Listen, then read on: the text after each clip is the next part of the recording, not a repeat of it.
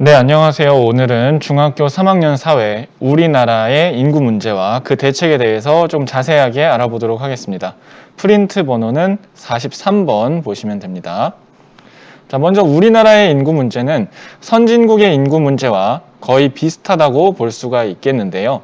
그러면은 두 가지가 되겠죠. 우리 지난번 41번 수업에서 배웠을 때 저출산과 고령화가 선진국의 인구 문제였잖아요. 우리나라는 매우 빠른 속도로 선진국이 되었고 그 결과 선진국의 인구 문제인 저출산과 고령화를 매우 빠른 속도로 맞이하게 되었습니다. 그래서 이 두 가지에 대해서 정리를 해볼 건데, 특히 우리나라는 전 세계에서 거의 유일하게 압도적으로 저출산이 매우 원탑을 달리는 국가입니다. 심각한 나라예요. 아주 큰 문제라고 할 수 있고요. 어느 정도냐면 부부가 2명이 결혼해서 아이를 몇 명을 낳는가, 이것을 출산율이라고 합니다. 합계 출산율이라고. 근데 간단하게 생각해봐도 이건 뭐 정확한 건 아니지만 그림을 보세요. 인구가 유지되려면 부부 2명이 결혼해서 아이 2명을 낳아야겠죠. 하지만 대부분의 선진국에서는 부부 2명이 1.3명 정도 이런 식으로 2명보다 적게 납니다. 근데 우리나라는 너무 심해서 아이를 1명도 평균적으로 안 낳는다고 합니다. 자, 2020년 기준이라고 써 있는데요. 요걸 바꿔서 2021년 기준으로 했을 때 합계 출산율이 얼마다? 전 세계에서 1 밑으로 떨어진 나라는 한 번도 없었고 지금도 없습니다. 그런데 우리나라는 2해 연속으로 0.83이었다가 작년에는 0.75명으로 떨어졌습니다. 가장 세계에서 낮은 수준이고요. 아주 심각한 문제라고 할 수 있습니다. 이렇게 아이를 안 낳게 되면 어떤 문제가 생기냐? 국가 전체적으로 인구가 감소하게 됩니다. 우리나라 인구 감소 이미 시작했고요. 인구가 부족하면 노동력이 부족합니다. 일할 사람이 부족해요. 특히 농어촌 지역에서 수확할 때 수확할 수 있는 일꾼들이 부족해서 농산물들이 그대로 썩어서 밭에 방치되는 그런 모습으로 있는 경우가 많아지고요. 현재도 그렇습니다. 또한 인구가 감소하면 우리나라의 경제 성장이 이제는 속도가 떨어질 가능성이 매우 높습니다. 왜냐하면 일을 하는 인구가 많아야 일하는 월급에서 세금도 내고 국가가 그 세금으로 나라를 굴릴 텐데, 일하는 인구가 줄어들면 세금도 줄어들고 결국은 국가의 재정이 바닥나게 되는 거죠. 두 번째로, 일을 하는 인구가 줄어들면 월급을 못 받으니까 소비를 안 하게 됩니다. 물건을 안 사요. 시장 가서, 마트 가서, 백화점 가서. 그러면 기업 입장에서, 사장님 입장에서 물건이 안 팔리니까 생산을 줄이게 됩니다. 그럼 생산이 줄어들면 1년 동안 국가가 벌어들이는 모든 물건의 가격의 합, 얼마만큼 그 국가가 부자인가, 1년에 돈을 얼마나 버는가를 뜻하는 GDP가 떨어지게 됩니다. 그래서 경제 성장이 감소하게 되는 큰 문제가 있습니다. 자, 저출산. 우리나라는 왜 압도적으로 이렇게 전 세계에서 원탑을 달리게 됐을까? 안타까운 얘기지만 세 가지 정도로 선생님이 한번 얘기를 해보도록 하겠습니다. 첫 번째, 맞벌이라는 얘기 했죠. 이거는 선진국이랑 비슷한데, 맞벌이 부부가 증가하면서 부모가 둘 다 일을 하다 보니까 아이를 볼 시간이 없어요. 육아 시간이 둘 다 부족합니다. 시간만 부족한 게 아니라, 그럼 누가 국가에서나 이렇게 아이를 봐주는 육아 시설이 좀 많이 있으면 좋은데, 우리나라는 아직 어린이집, 특히 이런 아주 어린 아기들을 봐주는 국가적인 시설이나 복지가 많이 부족한 편입니다. 그러다 보니까 아니 신혼부부가 둘 다 일을 하는데 아기 볼 시간이 없어. 그럼 아기를 못 낳게 되는 거죠. 첫 번째 문제고요. 두 번째 문제는, 우리나라는 그 예전에 가부장적인 사회에서 남자가 일하고 여자는 주부였고 그런 시절이 있었죠. 그 당시에는 그게 정상적인 사회였습니다. 농업사회였고 가부장제 사회가 모든 사회의 근본이었으니까. 그런데 이제 시대가 바뀌었죠.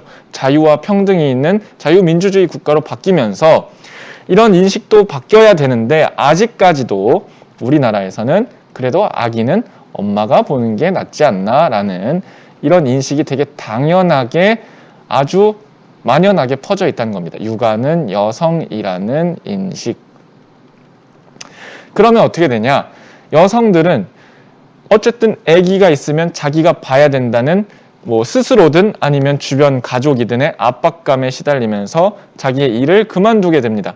자, 자기가 커리어를 쌓아가면서 1년, 2년, 3년, 5년, 6년, 7년, 10년, 13년 자기의 커리어, 경력을 쌓아가야지 나중에 자기가 월급 받는데도 월급을 올리는데 연봉 협상할 때도 도움이 되는데 아기를 낳는 순간 직장에서 그만두게 되는 거예요. 그러면 다시 아기가 조금 큰 다음에 어린이집에 맡기게 됐을 나이에 복직하려고 하면 복직이 안 됩니다. 왜 안 돼요? 우리나라 사회가 이렇게 적당히 커리어가 가는 사람은 계속 이렇게 일을 할 수 있지만 경력이 한번 끊어지거나 또는 그러면 그만큼 나이를 더 먹게 되죠. 그러면은 취업하기가 쉽지가 않아요. 취업을 하더라도 경력이 단절된 사람은 예전에 500만 원 받았던 사람이 300만 원밖에 못 받는 그런 상황에 처하게 됩니다. 자, 이런 걸 뭐라고 하냐? 경력이 단절됐다. 경력 단절이라고 부릅니다. 자, 요런 거에 대해서 보통은 이제 여자든 남자든 둘 다 해당하지만 우리나라는 특히 여성들이 이런 경력 단절에 대한 불안, 그리고 초조함, 불만 이런 게 많아지면서 출산을 안 하게 되는 거죠. 여보, 우리는 결혼해도 아기는 나는 안 날 거야. 이런 식으로 되는 겁니다. 세 번째, 그런데 이거는 비단 여성에게만 문제는 아니에요. 왜냐하면 육아는 여성이라는 인식이 있으면 남성들이 아빠가 아기를 위해서 여보 내가 육아 시간 쓸게, 육아 휴직 쓸게 라고 아빠가 쓰려고 했을 때 직장에서 야 니는 네가 아빠인데 왜 네가 육아 휴직을 쓰냐 이런 식으로 눈치를 주거나 하는 등의 인식이 아직 안 돼 있기 때문에 남성도 육아 휴직을 잘 못 쓰게 되는 제도가 있는데도 못 쓰는 거예요. 그러면 아기 볼 시간이 없으니까 아기를 못 낳게 되겠죠. 그런 문제가 생기는 겁니다. 그래서 이런 생각이 정말 큰 영향을 미친다라고 볼 수가 있고요. 세 번째는 최근 들어서 이 주택 가격이 점점점 높아지고 있죠. 아파트 서울의 평균 값이 한 10억이 넘는다고 해요. 10억이라는 게 잘 계산해 보면 엄청나게 큰 금액입니다. 대출을 받아서 대출을 갚더라도 이 달달이 나가는 대출금이 엄청나게 많기 때문에 나머지 돈으로 살기가 되게 쪼들리게 되는 거죠. 생활비의 부담이 커지게 됩니다. 그런데 거기에 아기까지나 아니 우리 부부가 둘 다 돈을 벌어도 대출금, 아파트 대출금을 한 20년, 30년 계속 갚아야 되는데 그것도 엄청나게 많이 나가. 100만 원, 200만 원 넘게 나가. 근데 아기를 낳는다? 아기 비용은 어떻게 할 건데? 이런 고민이 생기니까 아기를 못 낳게 되는 거죠. 그래서 딩크족이라는 게 많아지는 겁니다. 자, 그래서 이런 세 가지 정도의 원인으로 정리를 해봤는데 우리나라는 이런 것들이 복합적으로 작용해서 저출산이 전 세계에서 가장 밑바닥의 바닥을 뚫고 들어가는 심각한 상황에 처해 있다. 정말로 그렇게 보시면 되고요. 안타까운 거죠. 두 번째, 고령화 현상. 전체 인구 중에 노인 비율이 높아지는 현상을 말합니다. 숫자가 아니에요. 전체 숫자가 아니라 100명이라고 치면 그 중에 노인이 몇 명인가. 자, 근데 우리는 이 고령화 또한 매우 빠른 속도로 우리 사회가 아직 준비가 안 됐는데도 이게 닥쳐오고 있습니다. 왜 이게 빠른 속도로 닥쳐올까요? 자, 전체 인구 중에 노인 인구 비율이죠. 그러면 전체 인구 중에 유소년층, 어린아이들의 숫자가 비율이 줄어들면 가만히 있는 노인들의 숫자가 비율이 증가하는 꼴을 낳게 됩니다. 왜? 그게 말이 무슨 말이냐면 바로 방금 전까지 얘기했던 우리나라의 엄청난 저출산 현상이 우리나라의 고령화 속도를 더 빠르게 하는데 영향을 미치고 있다는 겁니다. 그래서 이게 복합적으로 같이 나타나는 거고요. 자, 생산 가능 인구, 청장년층 인구죠. 15에서 64세. 그 사람들이 이런 노인들을 부양한다고 했잖아요. 경제적으로 돌봐주는 거. 부담이 증가하게 됩니다.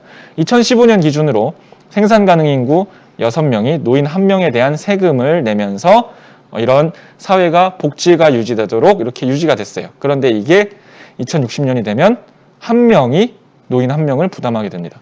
이 얘기는 어쨌든 이 복지 정책은 유지가 된다면 1명이 내는 세금은 6배 이상이 된다는 얘기겠죠. 그래서 고령화의 문제는 똑같습니다. 고령화의 문제는 선진국들이랑 같이 노인 부양 부담이 증가한다. 그리고 우리나라는 특히 이 노인 비율이 도시보다 농촌에서 엄청나게 빨리 증가합니다. 왜냐하면 그 농촌의 일자리가 젊은 사람들이 좋아하는 일자리가 거의 없기 때문에 젊은 사람들이 도시로 다 빠져나가서 이 농촌에 가면 진짜 70대 초반이 좀 그 나이에서 젊은 축에 속하는 그 동네에서 과장하는 게 절대 아닙니다. 그래서 이런 고령화 현상이 아주 극단적으로 심각하기 때문에 농촌에서는 청장년층, 젊은 사람들의 노동력이 거의 급감해서 없다시피 하고, 이렇게 되면 수확철에 아까 얘기했죠. 농사를 이제 수확해야 되는데 그런 사람이 없기 때문에 외국에서 그래서 노동자들이 시골에 많이 들어와 있습니다.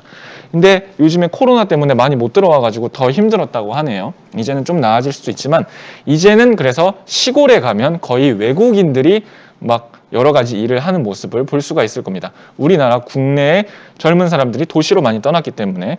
그래서 고령화의 특징은 우리나라는 외국과 다르게 매우 빠른 속도로 진행된다. 왜? 저출산이 압도적으로 바닥을 뚫고 내려갔기 때문에 애들을 거의 안 낳아요. 그러니까 가만히 있던 노인들이 애들이 쪼그라드니까 비율이잖아요. 비율. 전체 숫자가 아니라 퍼센트니까 여기 애들 퍼센트가 줄어드니까 노인 퍼센트가 늘어나는 효과를 가져오는 거죠. 네, 그렇게 보시면 되겠습니다. 다음, 그럼 이런 대책은 어떤 게 있냐? 자, 일단 저출산에 대한 대책을 아까 그 세 가지 원인에 따라서 각각 한번 얘기를 해볼게요.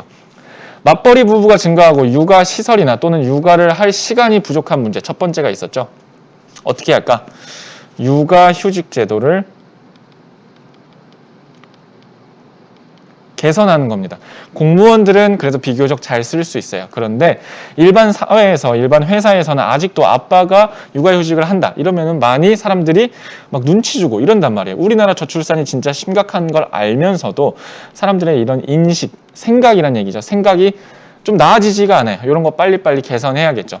제도도 부족하다면 휴가를 좀 더 쓸 수 있게 해준다든지 하는 식으로 육아휴직 제도를 잘 쓸 수 있게 해서 아주 갓난 아기 때 애를 볼 수 있는 환경을 만들어주면, 시간적인 환경을 준다면 아기를 좀 낳게 된다 이런 소리고요. 그 다음에 아기를 국가에서 돌봐주는 육아 시설 같은 거, 예를 들면 초등학교에서 어린아이들이 부모가 올 때까지 시간을 이제 들여서 봐주는 돌봄 교실 같은 거, 돌봄 전담사 같은 사람들이 있어요. 그런 걸 국가에서 좀 더 체계적으로 많이 운영해주면 부모들이 조금 더 시간적인 여유를 벌 수 있으니까 아기를 많이 낳도록 하겠죠. 두 번째, 육아로 인한 여성의 경력 단절 문제. 이 여성이 아기를 봐야 된다는 인식 때문에 생기는 거였죠. 자, 요것은 요 위에 있는 거, 육아휴직 제도를 남성들도 같은 얘기가 나옵니다. 남성들도 사용을 더 많이 할 수 있도록 사람들이 생각을 바꿔야 된다. 이게 첫 번째가 있고요. 이 얘기는 곧 아빠도 아기를 봐야 된다는 생각의 전환이 필요하다는 얘기죠. 생각이 별거 아닌 것 같지만 생각에서 문화가 만들어지고 문화가 여론이 되고 여론이 국회의원들이 만드는 법과 제도가 되는 겁니다. 그래서 이런 생각의 전환이 필요하고요. 아까 말했듯이 육아는 여성이라는 게 아니라 육아는 남녀가 같이 하는 거다라는 인식의 대전환, 개선, 확대 이런 게 필요하다고 할 수가 있겠습니다. 자, 요게 또 핵심이죠. 육아는 남녀 공동이다. 이거는 이제 여성뿐만 아니라 남성들에게도 육아휴직을 쓸 수 있는 그런 환경적인 기회를 제공할 겁니다. 자, 그래서 육아는 남성들이 도와준다. 누가 누구를 도와준다라는 말이 표현이 이제는 쓰면 안 된다. 이게 무슨 말이냐면 내가 육아 도와줄게. 도와주는 게 아니라 같이 하는 거예요. 같이 하는 건데 도와주는 건 내 일은 아니지만 도와준다. 이런 말이기 때문에 이런 인식을, 표현을 개선함으로써 우리가 좀 더 나은 환경으로 갈 수 있다. 그런 대책이 되겠습니다. 세 번째, 주택가격 상승으로 인한 생활비 부담이 증가했다. 자, 이거는 우리가 큰 틀은 바꿀 수가 없을 것 같아요. 그러면 어떻게 하냐? 출산이나 양육에 대해서 지원금, 경제적으로 돈을 주는 제도 지금도 있습니다. 자, 하지만 요거는 효과가 그렇게 크지 않고요. 그래서 요걸 좀 더 많이 주면 당연히 좋겠죠. 근데 그뿐만 아니라 집값이 그 생활비에서 나가는 비중이 아주 크기 때문에 아파트 대출금 갚는데 월급의 한 60% 이상을 쓰면 애기 볼 돈은 40%를 어떻게 내겠어요. 그래서 신혼부부들에게 임대주택, 공공주택 이런 거를 좀 국가에서 많이 지어가지고 싼 값에 오래오래 장기로, 예를 들면 20년 이상 살 수 있게끔 되게 낮은 가격으로 이렇게 국가에서 아파트 금방 짓잖아요. 뚝딱뚝딱 이렇게 지어서 공급을 많이 해주면 이런 신혼부부들이 집값에 대한 걱정을 줄고 그만큼 남는 돈으로 아기에게 뭔가를 육아를 할 수 있는 여유를 제공할 수가 있겠죠. 자, 이런 대책을 세 가지를 저출산 대책으로 알아볼 수가 있겠고요. 두 번째, 고령화에 대한 대책으로는 우리가 고령화가 부담인 이유는 노인 부양 부담이 증가한다는 거였죠. 노인을 부양하는 이유, 왜 젊은 사람들이 세금 내서 노인을 부양해? 노인들이 소득이 없기 때문이에요. 보통 노인들은 65세 이상 정도가 되면 은퇴한 경우가 많으니까. 그러면 은퇴한 노인들, 65세 이상의 노인들에게도 일자리를 찾을 수 있는 기회를 제공하면 되겠죠. 바로 그것이 노인 일자리 창출 노력입니다. 그 학교나 이런 데 보면은 여러 곳에 그 시니어 클럽이라고 해서 할아버지 할머니들이 시니어 클럽 그 조끼 노란 색깔 입고 청소하시거나 하는 모습 볼 수 있어요. 그런 식으로 일자리를 또는 일자리에 관련된 새로운 교육을 할아버지한테 바리스타 교육을 시키다든지 뭐 이런 식으로 그런 거를 정부 차원에서 많이 해주면 노인들이 소득이 생기니까 아무래도 전체적으로 노인 부양 부담이 줄어들겠죠. 두 번째, 요즘 은퇴를 너무 빨리 합니다. 임금, 월급을 받는데 은퇴를 하는 이유가 회사 입장에서 월급이 처음에 시작할 때보다 쭉 계속 올라가기 때문에 너무 이제 오래된 사람은 잘라내는 겁니다. 그러면 어떻게 하냐? 이 천장까지 올라가는 임금을 줄이는 거예요. 대신에 여기서 자르지 않고 일을 더 할 수 있게 월급을 조금 주면서 하는 그런 제도로 회사와 이 회사원들이 그러니까 노동자들이 서로 합의를 하는 그런 제도가 있습니다. 그게 뭐냐면 임금 피크제라고 부릅니다. 임금이 정점에 이르렀을 때 이 사람을 자르는 게 아니라 임금을 줄여가면서 조금 더 연장을 해주는 겁니다. 정년을. 그래서 정년을 연장해 주는 대신에 그 노동자가 임금 삭감을 너가 1억 받던 사람이 3천만 원 받을 수 있겠어요? 그 정도 감수할 수 있겠어요? 그러면은 4년, 5년 더 우리 회사에서 일해도 됩니다. 이런 식으로 서로의 합의를 하는 거를 말하는데 그런 제도를 임금 피크제라고 합니다. 어쨌든 제일 중요한 건 그 노인들의 소득을 더 길게 연장시켜 주는 겁니다. 그래야지 전체적으로 사회의 노인 부양 부담이 줄어들기 때문에 임금 피크제든 노인 일자리든 공통적으로 이 임금을 받는 기간을 늘려주는 그런 의미가 고령화 대책의 핵심이다. 이렇게 정리할 수 있겠습니다. 자, 보면 오늘은 그래서 이런 식으로 우리나라 저출산 현상의 문제점과 고령화 현상의 문제점 그리고 그에 대한 대책들을 알아봤습니다. 내용들이 중요하고 특히 저출산의 원인 3가지와 그에 대한 대책 이렇게 연결되니까 내용 잘 공부하시기 바랍니다. 오늘 수업은 여기까지 하겠습니다. 감사합니다.